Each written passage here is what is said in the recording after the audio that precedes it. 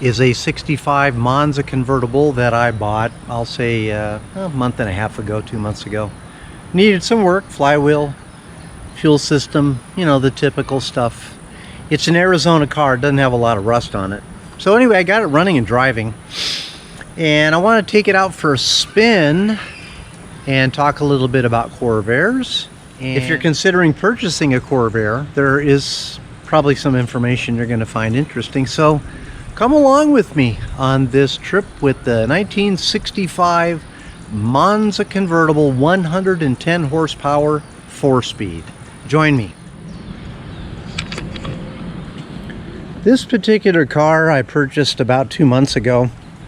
It was, I just kind of stumbled into it. I wasn't really looking for another Corvair, but if you can buy them right, and I bought this one right, pick them up. They are definitely a collectible car. This one is a 65 110 4-speed. You'll notice I got towels on the seats. I've been driving it, and that is a black interior in Arizona. I think you know where I'm going with that. Power plant's pretty simple. 2 Rochester HV carburetors, a Poe cylinder, a 6-cylinder, 2.7 liters or 164 cubic inch, whichever way you want to describe that. It's a good running, stopping car. There's nothing wrong with it. I took it for about a 60-mile ride this morning with my wife. Ran good, we had a good time. Just a neat car, very underrated, but I think the value and the desirability is starting to come up on these cars finally. I've been doing them for 45 years, long time. And you know, I was playing with these things when I was a teenager, and now these are big money. If I had to go buy a Corvair, which I don't want to do, if I had to go buy a nice Corvair, it's expensive now. You know, when I was a kid, these things were cheap. But they're not anymore. This car needs a top. Arizona car. Typical of door panels are gone because they just turn into toast. But everything metal is pretty solid on them. And I think that's really, if you're going to trade one for the other, I'll take the metal over the plastic any day. Plastic you can replace. Metal, you kind of got to be good with it, or you got to know what you're doing, you know, or pay somebody. That's kind of the way it works. So anyway, let's go take this baby for a ride.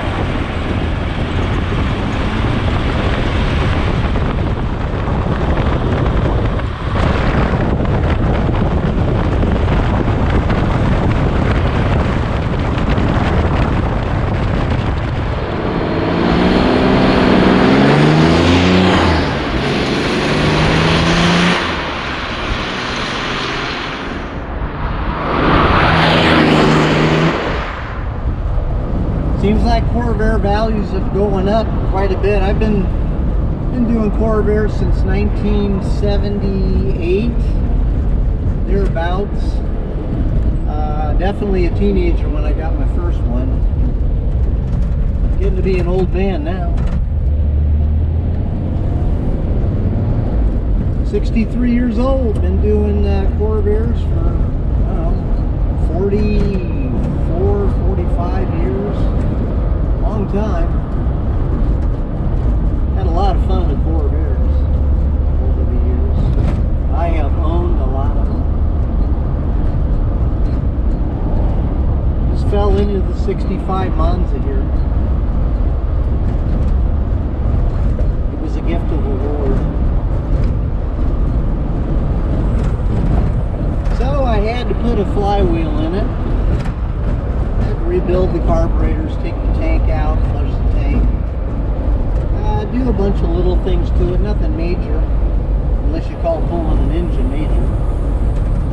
When you've done a bunch of them, and I have, pulling a motor's not a big deal on a Corvair anymore. It was probably about the first 5 times I did it. And then I got better at it. I learned what to do, what not to do. Little shortcuts I could take. And now it's really more of I just don't want to be on the ground because I don't have a lift in my shop. Nor am I going to invest in a shop lift because I don't plan on working on Corvairs the rest of my life. Beautiful day here in Arizona. Probably about 80 degrees. Rained last night.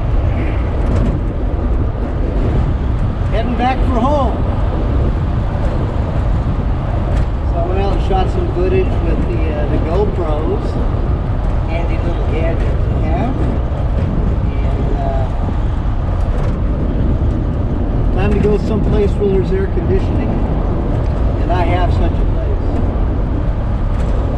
I hope you enjoyed the video. You might want to consider liking and subscribing. I got a lot of Corvair stuff that I just don't have the time, or haven't had the time to upload. But I got lots of stories about Corvairs. Obviously, I've been doing them for 45 years. We'll call it 45. There's a lot of different stories I can tell. So, like and subscribe to the channel. If you're a Corvair guy, I don't think you'll be disappointed. If you want to be a Corvair guy, I'd be glad to teach you what I know.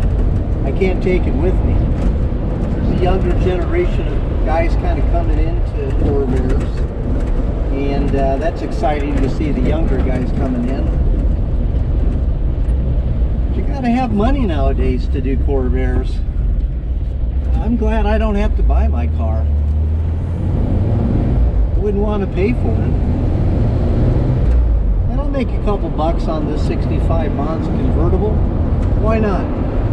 I'll give the guy a good deal. I don't need to be greedy. I'd rather see it go into somebody's hands that's going to enjoy the car, use the car, a Corvair guy. But, you know, when I was growing up and we started doing Corvairs, you could buy Corvairs all day long for 200 bucks. Really nice ones were about 1,000. You could buy cream puffs, I mean, darn near show cars for 2,000, 2,500. Get you a beautiful car. Back in the early 80s, late 70s. It's not like that anymore. You gotta pay a lot of money for a Corvair. And I don't see the values coming down. A lot of it's going to depend on the economy, of course. So I hope you enjoyed this little ride with me today. And I'm going to be pulling into my house where my shop is. And my Corvairs and all my Corvair stuff. So notice how it's nice and shady now. If you're in Arizona, you want shade. So I live about 100 miles north of Phoenix. And we have trees here. It's not like Phoenix where it's just cactus. So anyway, like and subscribe. We'll talk soon.